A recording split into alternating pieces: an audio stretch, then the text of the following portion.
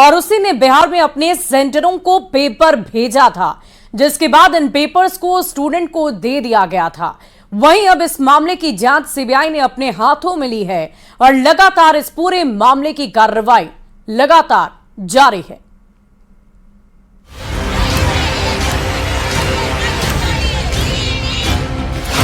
NEET paper leak कांड के कितने किरदार?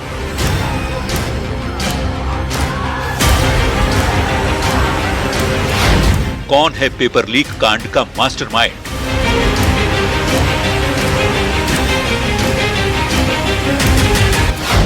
किसने लिखी पेपर लीक कांड की पूरी कहानी?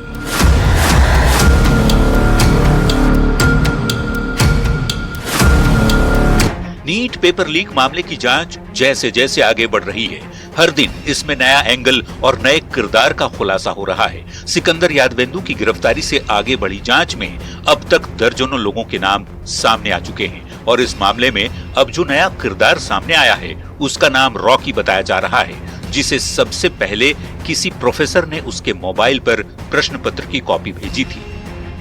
नीट पेपर लीक मामले को लेकर जांच जो है वो लगातार जारी है। ईओयू के द्वारा जांच में कई अहम खुलासे हुए हैं और उसमें झारखंड का भी जो नाम है वो जुड़ गया है। साफ तौर से अगर बात करें तो इस बार एक नया नाम जो है वो रॉकी का आया है, जो कि चुटिया थाना क्षेत्र में एक रेस्टोरेंट संचालक है और उसके द्वारा रेस्टोरेंट का कार्य जो है वो किया जाता है।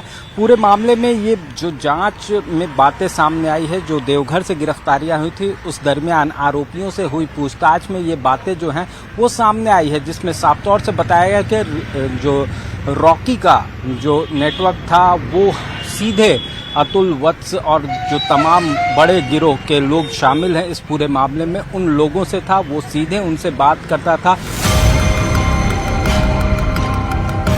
इस पूरे केस में रॉकी नाम के शख्स की एंट्री तब हुई जब ईओयू की टीम ने देवघर से चिंटू नाम के सेटर को अरेस्ट किया था। चिंटू ने ही पूछताछ में खुलासा किया कि उसे प्रश्न पत्र और सॉल्व पेपर रॉकी ने ही व्हाट्सएप पर भेजा था, जिसे चिंटू ने बिहार में अपने सेटरों को भेजा था। अब जरा ये समझ लीजिए कि रॉकी इस पूरे केस में कैसे अहम कड़ी बन गया है। रॉकी सीधे अतुल वत्स और अंशुल सिंह के संपर्क में था। अतुल वत्स और अंशुल सिंह यूपी में पेपर लीक कराने वाले मास्टरमाइंड रवि अत्री का सेटर है। रॉकी को किसी प्रोफेसर ने व्हाट्सएप पर प्रश्न पत्र भेजा, रॉकी ने ही प्रश्न पत्र को सॉल्व करवाया और सेटर चिंटू को भेज दिया। रॉकी के द्वारा ही सॉल्व पेपर जो है वो जो चिंटू को दिया गया था और चिंटू के द्वारा वो पेपर जो है वो बिहार पहुंचाया गया था।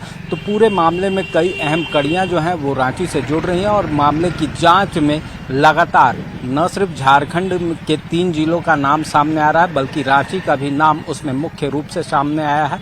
अब देखना होगा कि इस पूरे मामले की जांच अब जो सीबीआई के हैंड में चली गई है किस तरह से आगे बढ़ती है और कौन कौन से लोग इस पूरे नेक्सस में शामिल हैं, उनके चेहरे कब तक बेनकाब होते हैं। एक तरफ पेपर लीक कांड में रॉकी का नाम सामने आने के बाद अब पुलिस उसकी तलाश में जुट गई है, तो दूसरी तरफ अब इस जांच में सीबीआई की एंट्री हो गई है और रविवार को सीबीआई ने इस मामले में पहली एफआईआर भी दर्ज की है। अब तक इस पूरे मामले की जांच सीबीआई ने अपने हाथों में ले लिया है और बिहार ईओयू के अधिकारियों से अब तक हुए जांच की रिपोर्ट भी ली है। सीबीआई ही अब इस जांच को लेकर आगे जाएगी। नीट पेपर लीक मामले की जांच जो है वो सीबीआई अब करनी शुरू कर दी है। बताते चले कि सीबीआई के 2 अधिकारी जो हैं वो दिल्ली से पटना पहुंचे हैं और ये जो सीबीआई का जो यहाँ कार्यालय है बिहार का, तो यहाँ देख सकते हैं कि सीबीआई के जो शीर्ष अधिकारी हैं, जो आईजी हैं, उनके साथ वो दोनों अधिकारी जो दिल्ली से आए हैं वो मीटिंग कर रहे हैं और यहाँ मीटिंग करने के बाद जो है आगे की वो दशा और दिशा तय करेंगे कि कैसे इस मामले में अनुसंधान आगे किया जाना है। यहाँ के जो अधिकारी हैं जो सीबीआई में कार्यरत है उनका कैसे सहयोग लेना है, क्या कुछ करनी है, किस तरह से जांच की दिशा को आगे बढ़ानी है, ये पूरा जो है कह सकते हैं कि इस पर चर्चा हो रही है। दूसरी तरफ हम बताते चले कि दूसरी तरफ जो है यहाँ पे सीबीआई कार्यालय से ईओयू कार्यालय जो है वो एएसपी रैंक के 2 अधिकारी पहुंचे हैं और इसका फासला हम बताते चले तो सीबीआई कार्यालय और ईओयू कार्यालय का फासला जो है वो महज 100 कदम है। 100 कदम की दूरी पे देख सकते हैं कि ये ईओयू का कार्यालय है और यहाँ पे जो दोनों अधिकारी हैं एएसपी रैंक के वो पहुँचे हैं और यहाँ पे आकर के जो डीआईजी हैं मनोजीत सिंह ढिल्लो उनके साथ उनकी मीटिंग चल रही है, वार्ता चल रही है, पूरे केस को वो समझ रहे हैं और यहाँ से जाने के बाद जो दिल्ली से दोनों अधिकारी आए हैं उनको वो ब्रीफ करेंगे और आईजी भी जो है बिहार के जो आईजी हैं वो इस पर पूरा बातों को समझेंगे, फिर आगे की जो दिशा है जांच की वो बढ़ेगी। नीट पेपर कांड की जांच कर रही बिहार ईओयू को पहली सफलता तब मिली जब एनटीए ने नीट के ओरिजिनल प्रश्न पत्र उपलब्ध करवाया। अब जांच कर टीम ने ओरिजिनल प्रश्न पत्र का मिलान पटना के लर्न बॉयज हॉस्टल से मिले जले हुए प्रश्न पत्रों से किया, जिसका सीरियल नंबर झारखंड के हजारीबाग के एक परीक्षा सेंटर से मेल खाता था। इसके बाद ही इस पूरे मामले का केंद्र हजारीबाग बन गया।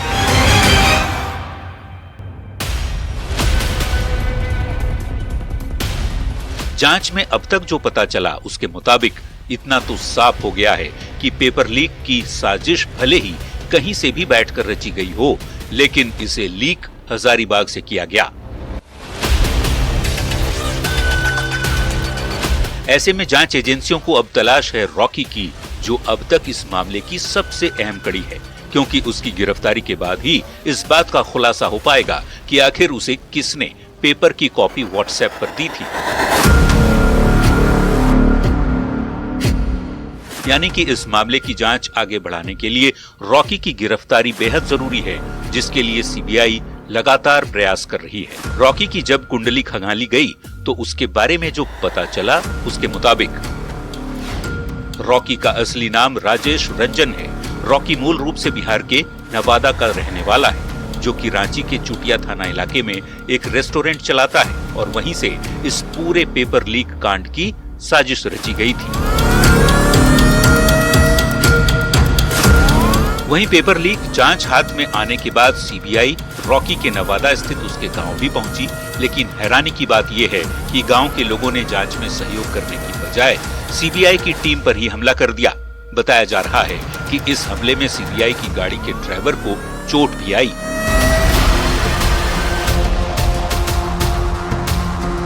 अब इस पूरे मामले में चिंटू भी एक अहम कड़ी बन गया है। चिंटू का असली नाम बलदेव कुमार है, जो फरार संजीव मुखिया की भांजी का पति है। यानी कि इस पूरे मामले में संजीव मुखिया कई अहम राज खोल सकता है, क्योंकि अब तक की जांच में वो सबसे बड़ा मास्टरमाइंड माना जा रहा है।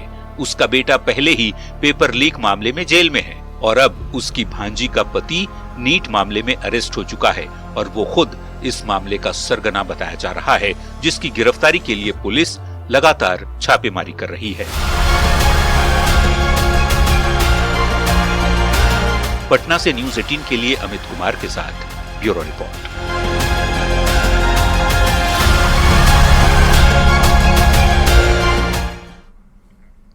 वहीं नीट पेपर लीक मामले में जांच एजेंसियां लगातार कार्रवाई कर रही है।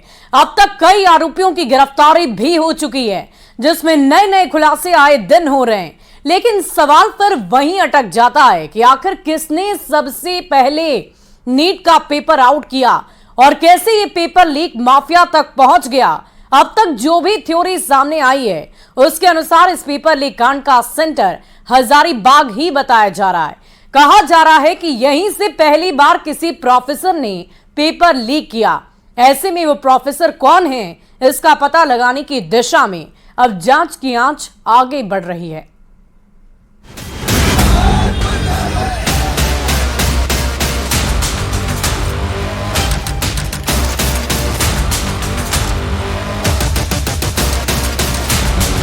कौन है वो प्रोफेसर जिसने लीक किया पेपर?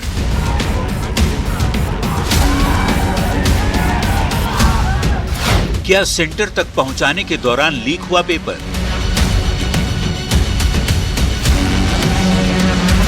कब तक बचेंगे नीट के गुनहगार?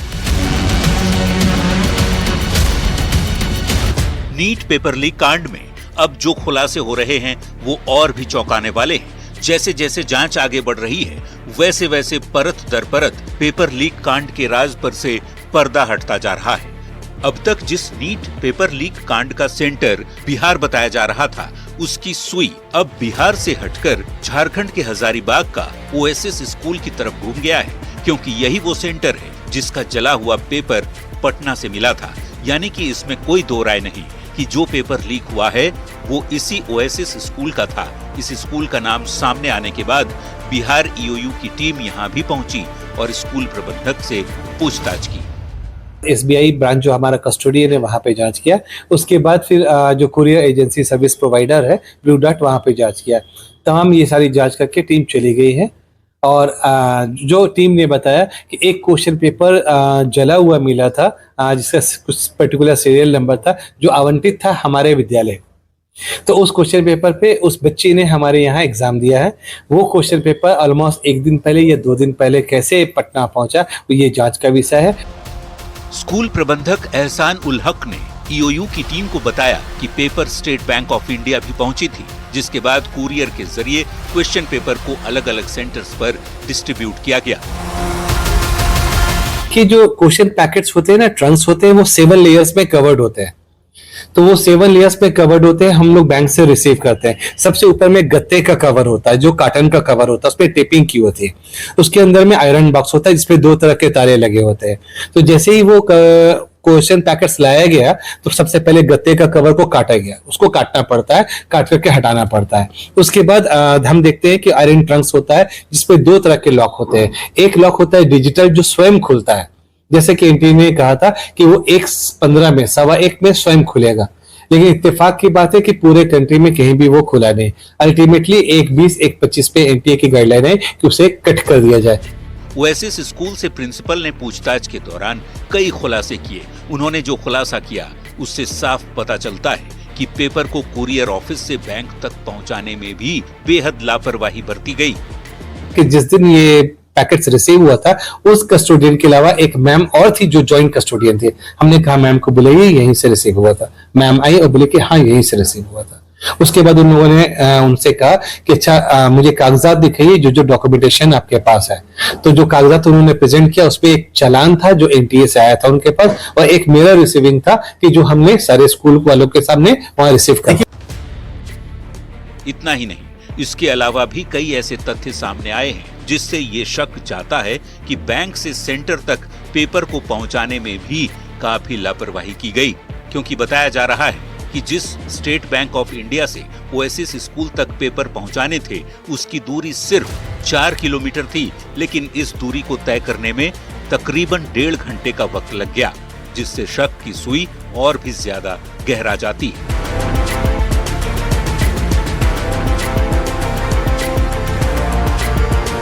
ईओयू को जांच में बुकलेट बॉक्स से छेड़छाड़ के भी सबूत मिले हैं। जिस बुकलेट नंबर से छेड़छाड़ की गई है उसका नंबर है 6136488।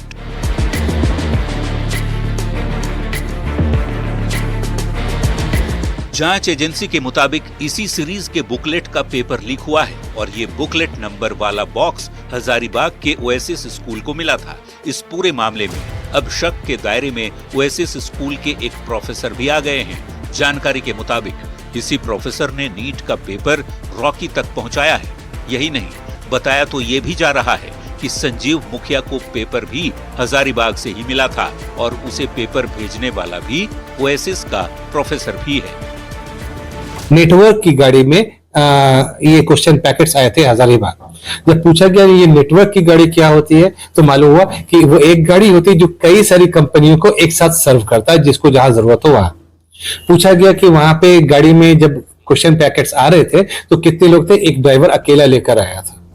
ओएसिस स्कूल के बारे में जो जानकारी निकलकर सामने आई है उसके मुताबिक ओएसिस स्कूल से पहले भी पेपर लीक हो चुका है। 15 मार्च 2024 को बीपीएससी परीक्षा पेपर लीक हुआ था। बीपीएससी पेपर लीक में भी ओएसिस स्कूल का नाम आया था।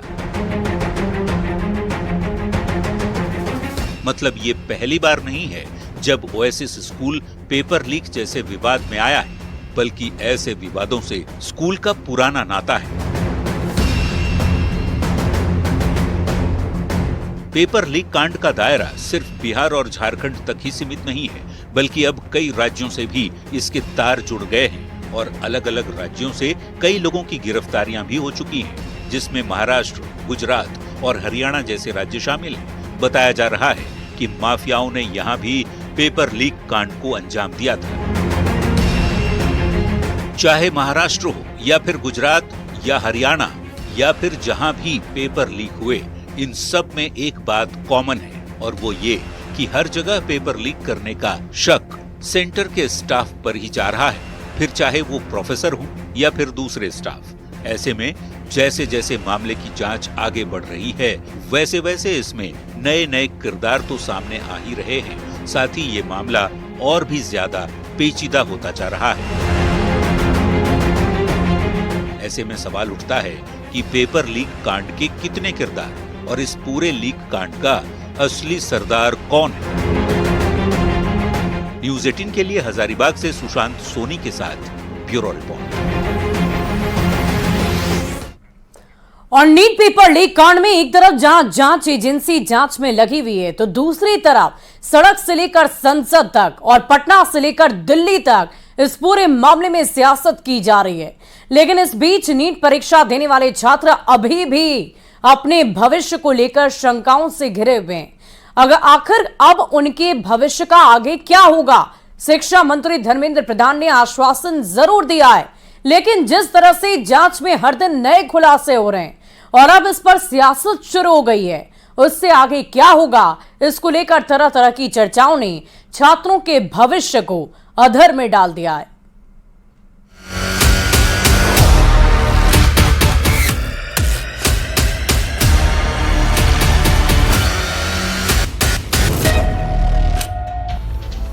पेपर लीक कांड पर हंगामा, सड़क से संसद तक विपक्ष ने काटा बवाल, छात्रों के भविष्य का सवाल, सियासत अपार।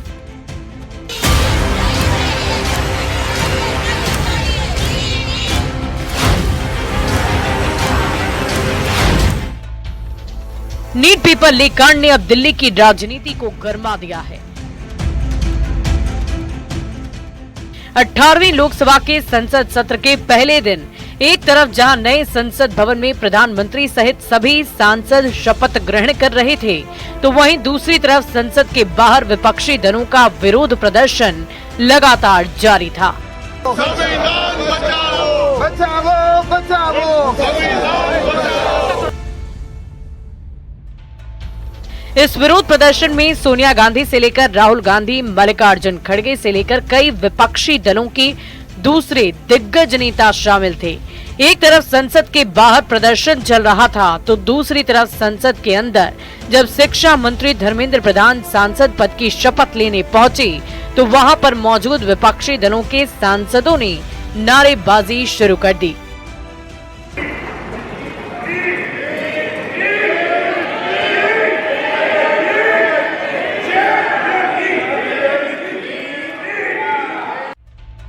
विपक्ष लगातार नीट परीक्षा को रद्द करने की मांग पर अड़ा है और एनटीए पर लगातार सवाल खड़े कर रहा है।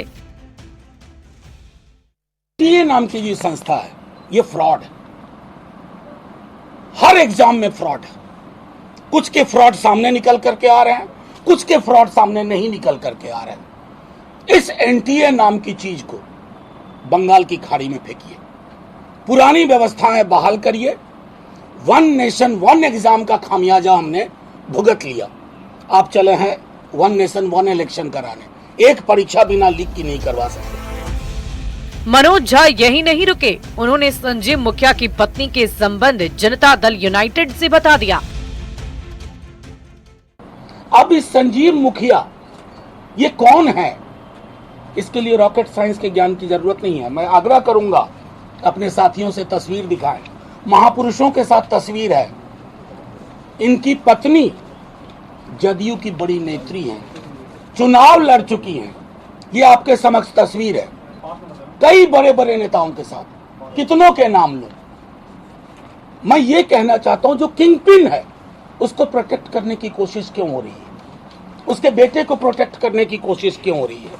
मुख्यमंत्री जी के खास जिले से संबंध है, खास जिले के खास मंत्री से संबंध है। एक अन्य मार्ग में बेरोक टोक जा सकते हैं।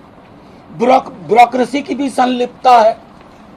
तो एक हॉन्टेड स्टोरी चला दी गई, और जो सच्ची कहानी है, जो सबसे बड़ा गुनहगार है, जो जिसके लोग कहते थे कि हम कोई भी परीक्षा लीक करा सकते हैं, उसके बारे में आपको मैंने थोड़ी जानकारी दी। और न्यूज़ 18 स्पेशल में आज के लिए बस इतना ही। आप बने रहे न्यूज़ 18 बिहार झारखंड के साथ।